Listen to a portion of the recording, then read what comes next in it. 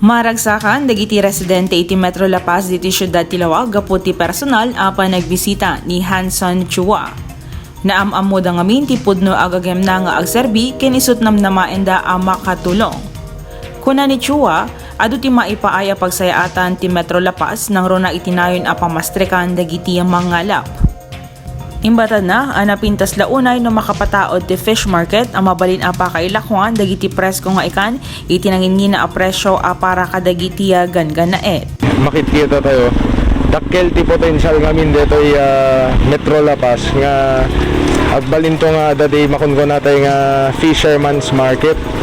Amo ti sabali ngamin nga di sabali nga bansa kaya da deta ti makunko na nga fisherman's market.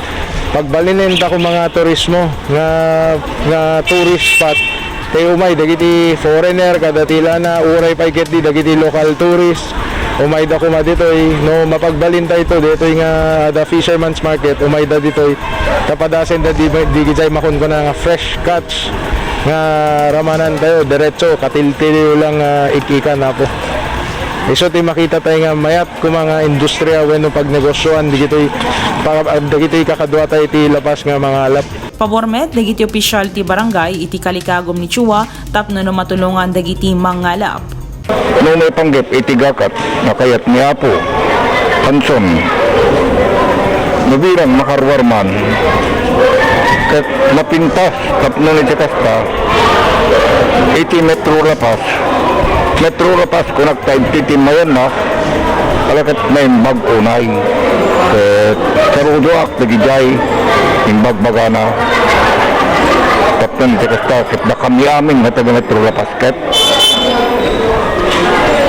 rumang ito Ang daligi maalaban ako dorado digiti blue marlin tuna kendije yellowfin ket dakilabanag mabaling nga kaslate ko na ni Apo Hanson digiti ket mabalin nga maaramid to kaslate tis nataya man sa simi ako nada ket dayjay mabalin nga feasible dayjay nga plano na ket sapay ko mata dati ulitek manen may kang kumamit ti gasat na dati ko makit may postro dati nga plano na.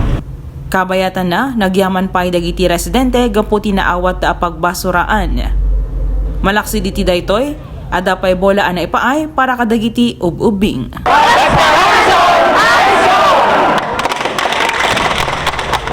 Para iti balitang Ilocos Online, Jaan Agustin.